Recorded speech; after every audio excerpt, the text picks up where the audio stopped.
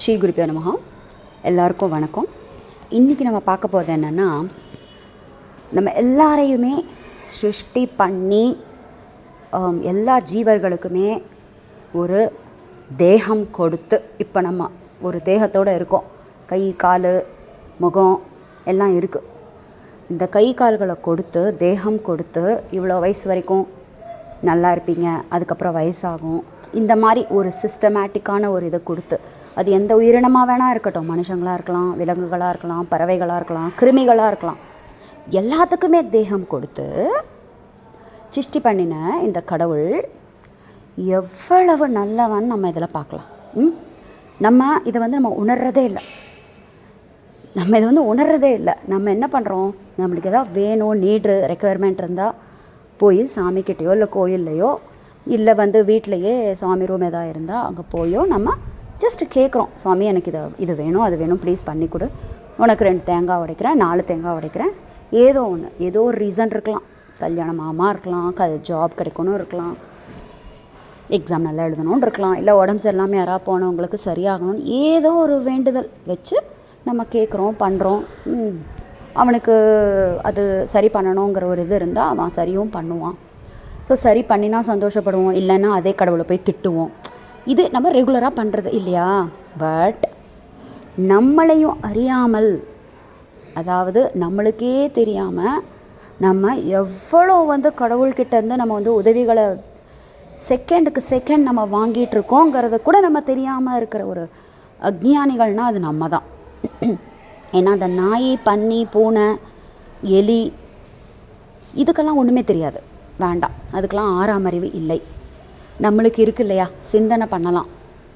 அப்படி சிந்தனை பண்ணி ஹரிகதாமிருத சாரம் அப்படின்னு சொல்லி ஜெகநாததாசர், இவர் கர்நாடகாவை சேர்ந்தவர், இவர் எழுதியிருக்கிற இந்த ஹரிகதாமிருத சாரம்ங்கிற கிரந்தத்தில் ஒரு அருமையான ஒரு ஒரு பார்ட், கருணா சந்தி அப்படின்னா கடவுளுடைய கருணை எப்பேற்பட்டது நம்ம மேலே அப்படின்னு சொல்லி ஒரு இதே கொடுத்துருக்காரு. அதில் ஒரு 2 லைன்ஸ் பற்றி பார்க்கலாம். பாருங்கள், அவர் சொல்கிறாரு, கடவுள் எவ்வளோ நல்லவன், எவ்வளோ கருணாமூர்த்தி, நம்ம கேட்காமையே நிறையா நம்மளுக்கு பண்ணிகிட்ருக்கான். ஆனாலும் நம்மளுக்கு அது சரியில்லை, இது சரியில்லை, அது இல்லாமல் போச்சே, இது இல்லாமல் போச்சேன்னு குறையோடவே தான் நம்ம உட்காந்துருக்கோம். அவன் நம்ம கேட்காமையே பண்ணின ஒரு 2-3 விஷயங்களை மட்டும் இன்றைக்கி நம்ம பார்க்கலாம். இன்றைக்கி ஏகாதசி, நல்ல நாள். ஸோ கடவுளை பற்றி நம்ம சிந்தனை பண்ணி அவனுக்கு இதுக்கு அவனுக்கு நம்ம நன்றியும் சொல்லணும். நம்ம ரொம்ப கடமைப்பட்டிருக்கோம், ஒரு உயிரினமுமே கடமைப்பட்டிருக்கு. பட் மனுஷங்களான நம்ம இதை உணர முடியும். நாய், பேய், பூனைக்கெல்லாம் போய் சொல்ல முடியாது, ஏய் நீ இந்த மாதிரி இருக்க, நீ இப்படி இருக்க, உனக்கு கடவுள் இதெல்லாம் பண்ணியிருக்கான், போய் தேங்க்ஸ் சொல்லு அப்படின்னா அது போய் சொல்ல முடியாது. பட் நம்ம போய் சொல்லலாம் அப்படின்னு ஜெகநாததாசர் சொல்லியிருக்காரு. ಕಣ್ಣಿಗೆವೆಯಂದದಲಿ ಕೈ ಮೈ ತಿಣ್ಣಿ ಗೊದಗುವ ತೆರದಿ ಪಲ್ಗಳು ಪಣ್ಣು ಫಲಗಳ ನಗಿದು ಜಿಹ್ವೆಗೆ ரசவனீவந்தே. அதாவது பாருங்கள், நம்மளை இப்போது நம்மளே பல தடவை என்ன பண்ணுறோம், ஏதோ ஒரு பொருளை நிர்மாணம் பண்ணுறோம். இல்லைனா ஒரு வண்டியே வருதுன்னு வைங்க, இண்டஸ்ட்ரி ஃபீல்டுக்கு, மார்க்கெட்டுக்கு ஒரு வண்டி வருது, ஏதோ ஒரு பிராண்டு, அது ஒரு 10 வருஷம் 20 வருஷம் ஓடிட்டுருக்கு. அதுக்கப்புறம் மெதுவாக என்ன சொல்கிறாங்க, இதோடைய வெஹிக்கிள் பார்ட்ஸ் கிடைக்காது, ஆஃப்டர் சேல்ஸ் சர்வீஸ் இதுக்கு மேலே கிடையாது அப்படின்னு கடைசியில் அந்த இதையே ஒரு கட்டத்தில் அந்த பிராண்டையே க்ளோஸ் பண்ணிவிட்டு வேறு ஒரு புதுசாக அட்வான்ஸ்டாக வரும். அப்படின்னா என்ன அர்த்தம், அந்த பாடி பார்ட்ஸ் இல்லை, அந்த வெஹிக்கிளுடைய பார்ட்ஸ் சர்வீஸ்க்கு இல்லை, இது கிடைக்காது, அந்த இன்ஜின் கிடைக்காது அப்படின்னா சொன்னால் அது அவுட் ஆஃப் இது ஆகிடுது. அதாவது அவங்க கையில் இல்லை. அது அவங்க அந்த வண்டியை சரி பண்ணோம்னா அந்த வெஹிக்கிளுடைய என்ஜின் ஆகட்டும், இல்லை ஏதோ ஒரு வயரு, அதுக்கு ஒரு பர்டிகுலர் பிராண்டு, டயர், ஏதோ ஒன்று இருக்கலாம், இந்த டைப்பு இது இனிமேல் கிடைக்காது, ஏன்னா மேனுஃபேக்சரிங் நிறுத்திட்டாங்க அப்படின்னு சொல்லி மனுஷங்களான நம்ம அந்த வெஹிக்கிளுடைய பார்ட்ஸ் அதை சார்ந்து தான் நம்ம இருக்கோம். அது இருந்தால் நான் இதையும் சரி பண்ணுவேன், பட் அது இல்லை, அதனால் ஆஃப்டர் சேல் சர்வீஸ் பண்ண முடியாது, இனி அந்த கார் நம்மளுக்கு லாய்க்கு இல்லை அப்படின்னு நவுத்திடுவோம். இதிலிருந்து இது ஒன்று. இன்னொன்று என்னென்னா, எக்ஸாம்பிள் சொல்லலாம், எவ்வளவோ பேர் பாருங்கள், அம்மா அப்பா இல்லாமல் குழந்தைங்க ரோட்டில் அலையவிடப்படுறாங்க, தவறான முறையில் குழந்தைங்க பெற்றுக்கிறது, அதுக்கப்புறம் அந்த குழந்தைய தூக்கி போட்டு போயிடுறது. ஏன்னா அந்த குழந்தைக்கு ஒரு அட்ரஸ் இல்லை, யார் அம்மா யார் அப்பா, அந்த குழந்தைக்கு ஒன்றுமே தெரியாது. பாவம், அந்த குழந்தை எப்படி சாப்பிடும், எப்படி வளரும், ஒன்றுமே தெரியாது. அவங்க போயிடுறாங்க விட்டுட்டு. எனக்கு கவலை இல்லைன்னு. இப்படி ஒரு பொறுப்பற்ற செயல் யார் செய்கிறாங்கன்னா மனுஷங்களான நம்ம தான் செய்கிறோம். பட் கடவுள் நம்மளெல்லாம் சிருஷ்டி பண்ணி அனாதையாக விட்டுட்டு போகலை. ஓகே, நான் சிருஷ்டி பண்ணிட்டேன், இவங்க பார்த்துக்கட்டும், அவங்க லைஃப்னு அவன் போகலை. அதுக்கு சில எக்ஸாம்பிள் இவர் நிறையா சொல்லலாம். மழை தரான், உணவுப் பொருட்கள் தரான், நம்ம வாழ்கிறதுக்கான எல்லா சக்தி கொடுக்குறான், சூரியனை கொடுத்துருக்கான், நிலவை கொடுத்துருக்கான், இப்படி நிறையா சொல்லிட்டு போகலாம். நம்மளை உருவாக்கிட்டு அவன் அப்படியே போகலை. உருவாக்கிட்டு நம்ம எப்படி வாழணும், நல்லா வாழ்கிறதுக்கான எல்லா வசதிகளையும் நம்மளுக்கு பண்ணியும் கொடுத்துருக்கான். யோசிச்சு பாருங்கள், தண்ணியே இல்லைன்னா நம்ம நிலைமை என்னாகும், சூரியனே இல்லைன்னா என்னாகும், பயிர்லாம் எதுவும் விளையிலன்னா என்னாகும். ஸோ எவ்வளோ உதவி நம்மளுக்கு பண்ணிகிட்ருக்கான். நம்ம அந்த நினைவு கொஞ்சமாவது சுவாமி மேலே அந்த நன்றியை வச்சுருக்கோமா? இல்லவே இல்லை. கன்னிகைவையந்ததலி கைமை திண்ணி கொதகுவ, இது ஒரு எக்ஸாம்பிள் ஜெகநாதாசர் இந்த ஹரிகதாமிருத சாரம்ல சொல்லியிருக்காரு. என்னென்னா, கன்னிகைவையந்ததலி பாருங்கள், கடவுள் நம்மளுடைய தேகத்தை உருவாக்கியிருக்கான். அவனுடைய ஒரு ஸ்டைல் ஆஃப் க்ரியேஷன், மேனுஃபேக்சரிங் பாருங்கள், எல்லாருக்கும் ஒரே மாதிரி, எல்லாருக்கும் அனிமல்ஸ்க்கும் இருக்கும், நம்மளுக்கும் இருக்கும். என்னது ஒரு எக்ஸாம்பிள், கன்னிகை எவையந்ததலி, கண்ணுக்கு மேலே இருக்கிற இமை பாருங்கள், கண்ணுக்குள்ளே ஒரு தூசு வந்துருச்சுன்னா ஆட்டோமேட்டிக்காக அந்த இமை அப்படி க்ளோஸ் பண்ணிடுது. பார்த்திங்களா? அந்த இமைங்கிறது எவ்வளோ நுணுக்கமாக, ஒரு நுண்ணியமாக, அதாவது எவ்வளோ சொல்கிறது, ஒரு லேசான ஒரு இதை வச்சுருக்கான். அந்த இமை பாருங்கள், மேலே இருக்க அந்த இமைக்கு இது க்ளோஸ் பண்ணுற அந்த இது எவ்வளோ சன்னமான ஒரு இது. அந்த ஏன்னா கண் ரொம்ப சென்சிட்டிவ் இல்லையா?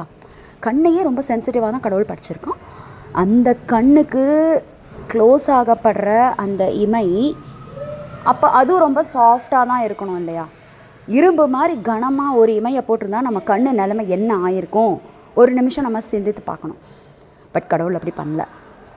ஸோ நம்ம ஜஸ்ட் நம்ம குழந்தைங்களை பெற்று போடுறோம், அதை ரக்ஷணை பண்ணுறோம், காப்பாற்றுறோம் அப்படின்னா நிறைய பேர் என்ன பண்ணுவாங்க, இவங்களை நாங்கள் பார்த்துக்குறோம் அப்படின்னு சொல்லுவாங்க. யாராக வேணா இருக்கலாம், இவங்களை நாங்கள் பார்த்துக்குறோம், சாப்பாடு போடுறோம், எல்லாம் பண்ணுறோன்னு அடிப்பாங்க, வேலை வாங்குவாங்க, அவங்கள டார்ச்சர் பண்ணுவாங்க. இதெல்லாம் பண்ணிக்கிட்டு சாப்பாடும் போட்டுக்கிட்டு நாங்கள் அவங்கள பார்த்துக்குறோங்க அப்படிம்பாங்க. பட் கடவுள் அப்படி பண்ணுறதில்ல.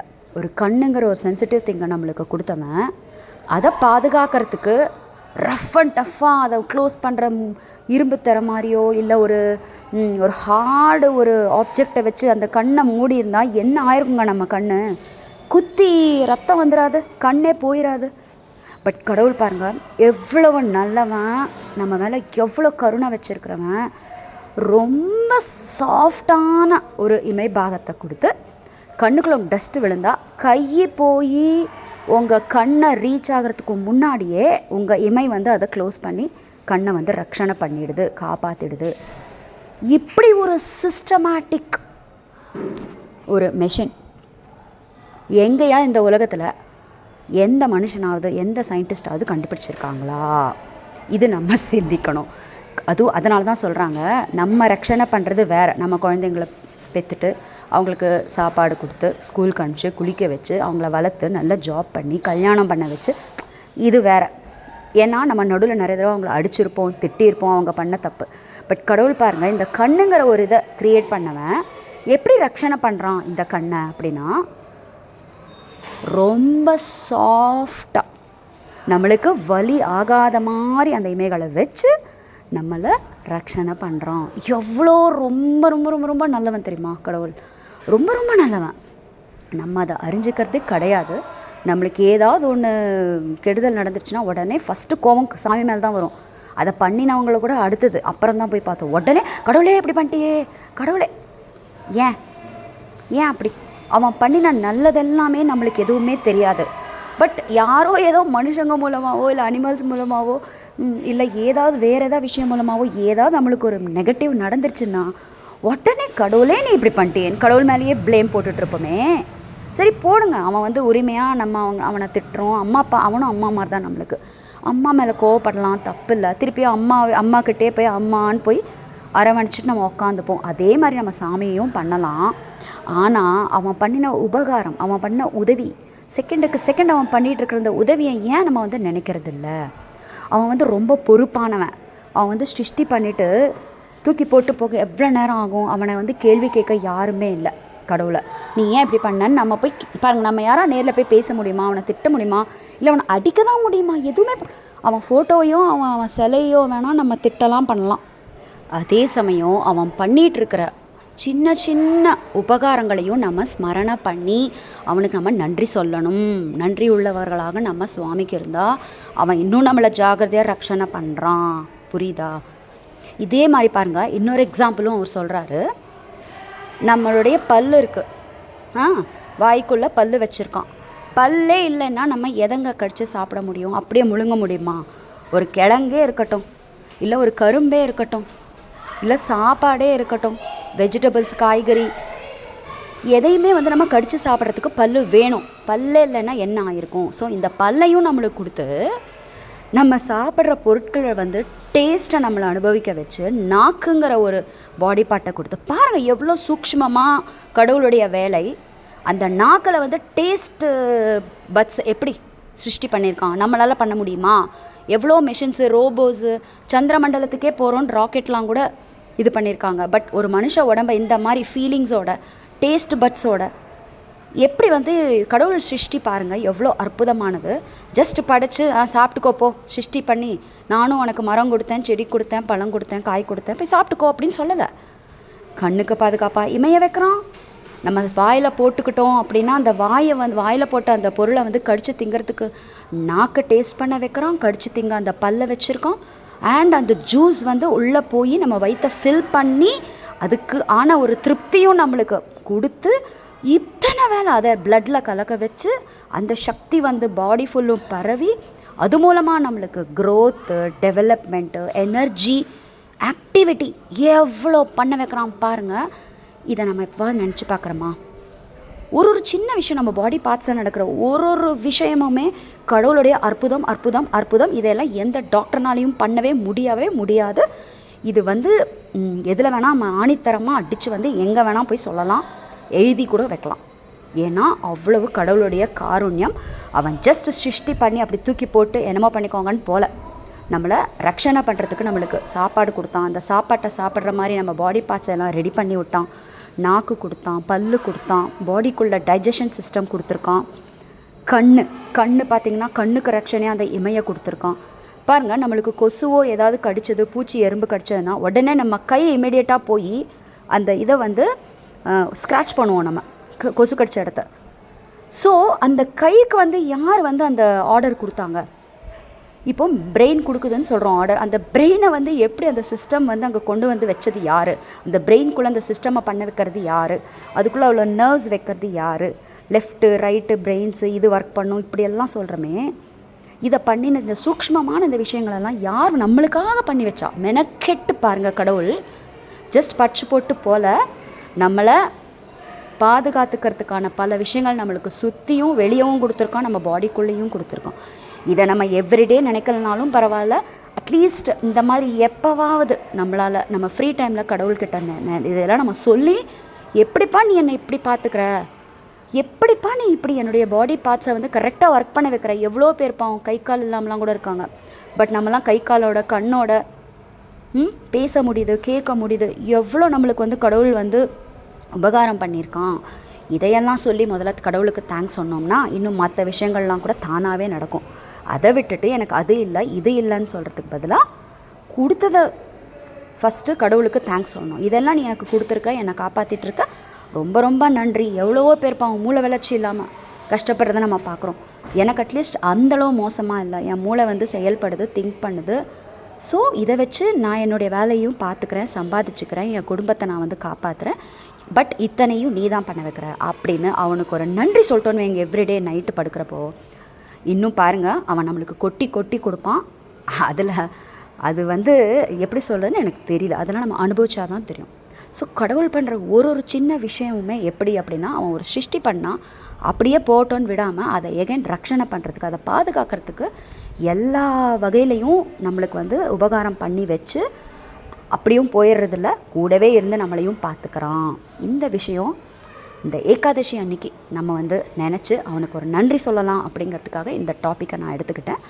ஸோ குறை சொல்கிறது மட்டுமே இல்லாமல் அவனுக்கு நன்றி சொல்கிறதுக்கும் பல விஷயங்கள் நம்மக்கிட்ட இருக்குது.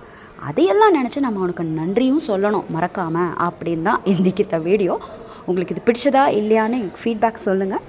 ஸோ தட் இதே மாதிரி இன்னும் நல்ல நல்ல சின்ன இது நுணுக்கமான விஷயந்தான், ரொம்ப சின்ன விஷயம். கை போய் சொறி வந்தால் சொரிஞ்சிக்குது, கண்ணில் தூசு விழுந்தால் கண்ணில் இமை மூடிக்குது, நான் வாயில் போட்டு சாப்பிட்டா என் பல்லு கடிச்சு சாப்பிடுது, இதெல்லாம் ஒரு மேட்ரா, இதெல்லாம் சொல்கிறாங்கன்னு சொல்லாதீங்க.